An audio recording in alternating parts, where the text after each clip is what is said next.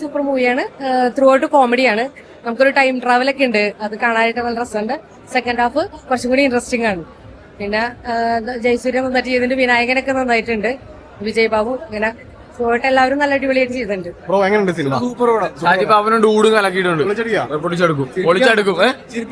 ചിരിപ്പിക്കുന്നുണ്ട്, അതേപോലെ ത്രില്ലും ഉണ്ട്. വളരെ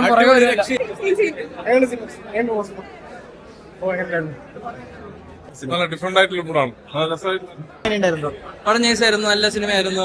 ടൈം ലൈൻ നൈസായിരുന്നു. ആദ്യം വിചാരിച്ച് കൊള്ളുമല്ലെന്ന്, പക്ഷെ നൈസ് ടൈം ലൈൻ ആയിരുന്നു. ടൈം ലൈനിന്റെ സ്റ്റോറിയൊക്കെ നൈസായിരുന്നു. അവർ ഈ എല്ലാ സമയത്തും പോലെ ഒരു എയിം ഉണ്ടല്ലോ, നീലക്കൊടുവേലി അങ്ങനത്തെ സംഭവം, അതുപോലെ ഈ പാലത്തിന്റെ സംഭവമൊക്കെ നൈസായിരുന്നു. നല്ല സിനിമയായിരുന്നു. പിന്നെ ആട് 1 ഉം 2 കണ്ടിട്ട് എല്ലാരും പോയാൽ മതി, അത്രേ ഉള്ളൂ. ഫോർ വെയിറ്റിംഗ് ആണ്, ഇല്ലെങ്കിൽ പോയി കാണും, അത്രേ ഉള്ളൂ. പല കാലഘട്ടങ്ങൾ കാണിക്കുന്നുണ്ട്, അപ്പോ അതിന്റെ എല്ലാം കോസ്റ്റ്യൂമും സെറ്റ് ഡിസൈനും കാര്യങ്ങളൊക്കെ നല്ല രസമുണ്ട് കാണാൻ. അപ്പോ really excited for people to watch.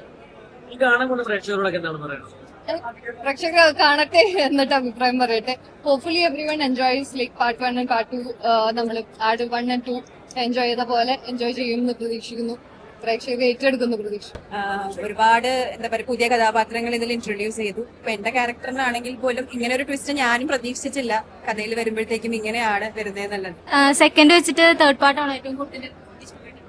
Second വേറൊരു ടൈപ്പ് സിനിമയാണ്. അത് കംപ്ലീറ്റ്ലി ഒരു എന്താ പറയാ, ഇതിപ്പം ഒരു 2 ടൈം ലൈനിൽ വരുന്ന ഒരു സബ്ജക്റ്റ് ആണ്. അപ്പൊ അതിന്റേതായിട്ടുള്ള വ്യത്യാസങ്ങളുണ്ട്. പക്ഷെ ഇതൊരു മാസ് ഒരു ഇൻട്രസ്റ്റ് ആയിട്ട് തോന്നിയത് തേർഡ് പാർട്ടായിരിക്കും, സെക്കൻഡ് ആയിരിക്കും.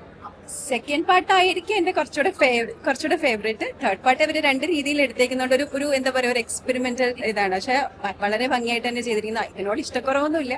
പക്ഷെ ഞാൻ അതിൽ ആദ്യം വന്നതുകൊണ്ടും എനിക്ക് പേഴ്സണലി കുറച്ച് കൂടുതൽ ഇഷ്ടം സെക്കൻഡാണ്. പക്ഷെ തേർഡ് അടിപൊളി.